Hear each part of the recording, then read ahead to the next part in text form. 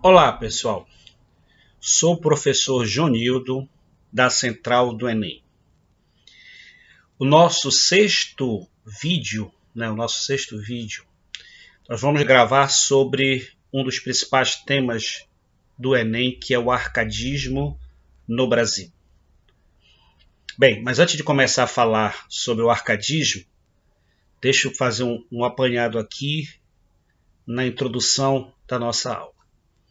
Bem, área de conhecimento, linguagens, códigos e suas tecnologias, componente curricular literatura, Componente curricular literatura.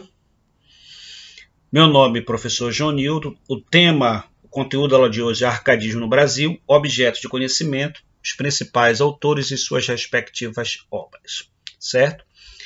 Bem, de falar um pouquinho no arcadismo, eu gosto de fazer aquele apanhado na matriz de referência do Enem, nos eixos cognitivos comuns a todas as áreas de conhecimento. São 5 itens que você sempre tem que levar em consideração: dominar linguagens, compreender fenômenos, enfrentar situações problema, construir argumentação e elaborar proposta. Isso que é pedido na matriz de referência do Enem. Bem, e com relação à área de linguagem, nós temos a nossa matriz de referência de linguagens, códigos e suas tecnologias. Competência de área 5, habilidade 15, 16, 17. Competência de área 5, analisar, interpretar e aplicar recursos expressivos das linguagens, relacionando o texto com seus contextos, mediante a natureza, função, organização, estrutura das manifestações de acordo com as condições de produção e recepção.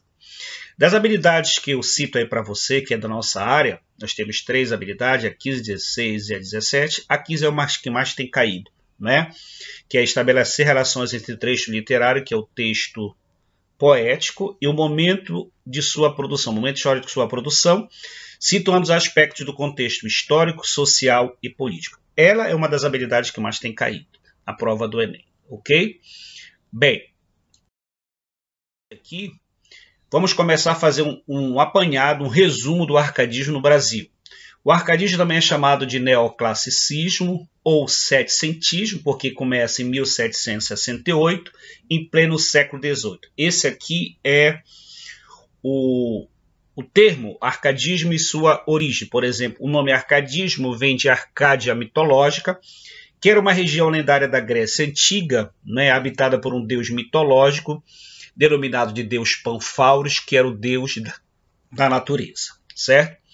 Aí nós temos o contexto histórico do arcadismo. Nós temos o iluminismo no século das luzes, a independência dos Estados Unidos, a Revolução Francesa, a primeira revolução industrial que acontece aqui no contexto do arcadismo, o liberalismo econômico, a ascensão política da burguesia, que é aquela classe dominante que surgia nas cidades, daí a palavra burgo lembra a cidade, expulsão dos jesuítas de Portugal.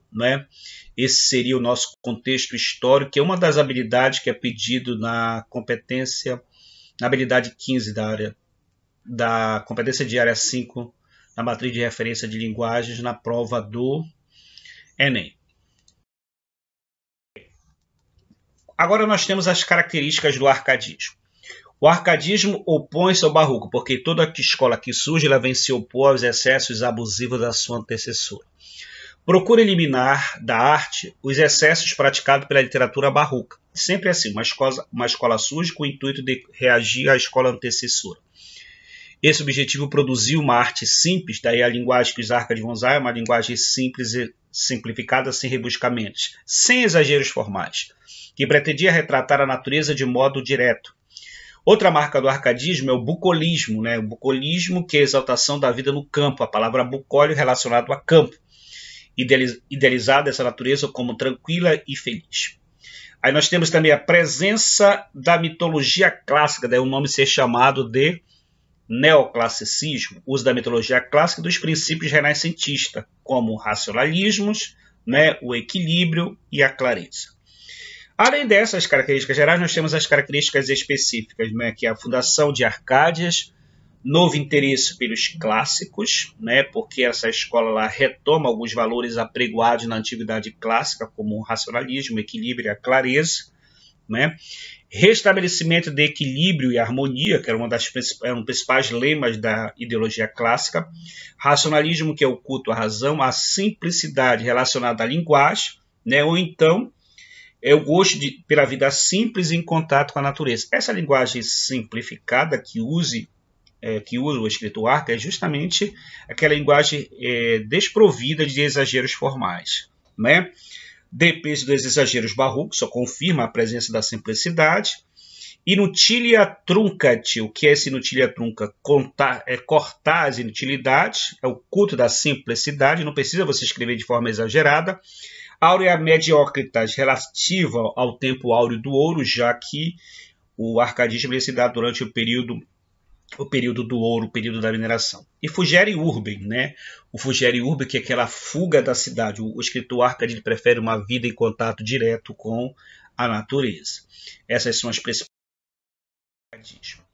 Momento sociocultural. Vou fazer uma leitura aqui do que acontecia no Brasil na época.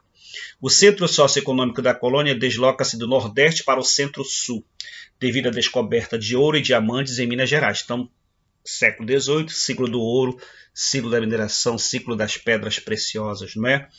Ocorre um surto de urbanização em Minas e Rio de Janeiro, que se torna a nova capital do Brasil, né?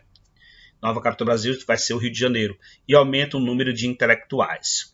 Influenciada pelas ideias iluministas de Voltaire, Diderot e Rousseau, e pela Revolução Francesa, ocorre a chamada Inconfidência Mineira. O que foi a Inconfidência Mineira? Aquele movimento social, né?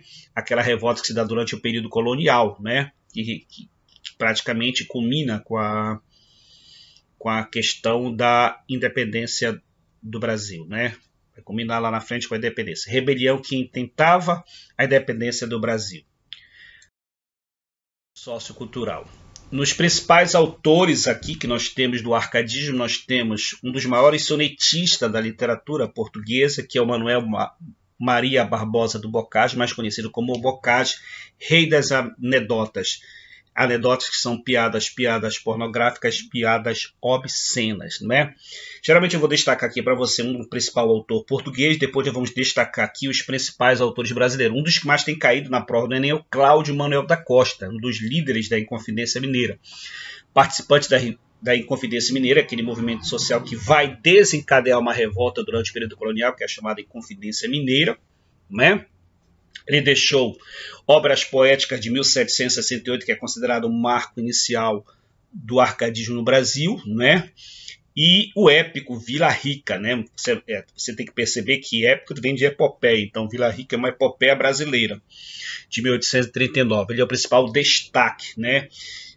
Tem que você relacionar também a questão da questão do amor relacionado a Nise, né? Nise era sua musa inspiradora, de Bocage era Narda, de Cláudio Manuel da Costa era Nise e de Tomás de Gonzaga era Marília, que ele vai cantar em suas liras, não é? Aí nós temos Tomás Antônio Gonzaga, o pastor Dirceu, outro poeta que participou da Inconfidência Mineira. O que foi a Inconfidência Mineira, né? Inconfidência Mineira foi aquele movimento social que vai desencadear uma revolta durante o período colonial. Qual foi a causa principal da Inconfidência Mineira, que várias vezes já caiu em provas de vestibular, né? A causa principal da Inconfidência Mineira é justamente a cobrança de impostos, que eles chamam de derrama, a cobrança de impostos abusivos cobrada pela coroa portuguesa ao Brasil. Então, Tomás deixou obra muito influente, onde nós temos as cartas chilenas, que é um conjunto de 13 epístolas escritas por Tomás Antônio Gonzaga, endereçada para seu melhor amigo de Inconfidência, que era Cláudio Manuel da Costa. Essas cartas foram reunidas entre 1845 e 1863. E a sua principal lira, um dos principais poemas líricos, né, de Tomás Antônio Gonzaga, nós temos Maria Dirceu, essa obra que é dividida em duas partes. A primeira parte que ele fala do som e dedicação do poeta para com a sua pastora, e a segunda parte da poesia, no caso, você tem a poesia do cárcere, quando ele está preso, ele começa a relembrar os seus amores por Maria Dirceu. Então, se você perceber os principais, o nosso objeto de conhecimento acerca do arcadismo é trabalhar os seus principais autores e suas respectivas obras. De Boccaccio nós temos os sonetos, de Cláudio Manuel da Costa nós temos obras poéticas, que é o marco inicial. E de Boccaccio nós temos duas obras principais, uma satírica, que são as cartas chilenas, e uma lírica, que é Marília de Dirceu. Então, galera, isso que era a nossa aula de hoje, né? Onde você observa aí como principal o conceito, a definição do movimento, né? A definição do movimento como sendo um movimento, né, de retorno a alguns valores apregoados da antiguidade clássica, né? Que vai ser uma escola que tenta resgatar alguns valores da antiguidade clássica, dos tempos de Grécia e Roma, ou de Roma e Grécia. Nós vimos o período de 1768 a 1836, vimos como marco inicial as obras poéticas, vimos os principais autores, não é? Boccaccio, Cláudio Manuel da Costa e Tomás Antônio Gonzaga, né? Vimos as principais características, que você não pode esquecer, principalmente é do tripé, né, o tripé, que são os três temas geradores da escola, que é a razão, o racionalismo, a natureza, que é o ufanismo, e a verdade, que é a verossimilhança. Só não esquecer que essa natureza que aparece aqui é uma natureza decorativa, ela vai servir apenas de pano de fundo para os idílios amorosos dos pastores. Essas são as principais características, né? Dos principais autores destacando para você Boccaccio, em Portugal, Cláudio Manuel da Costa e Tomás Antônio Gonzaga, no Brasil. Tá certo, galera?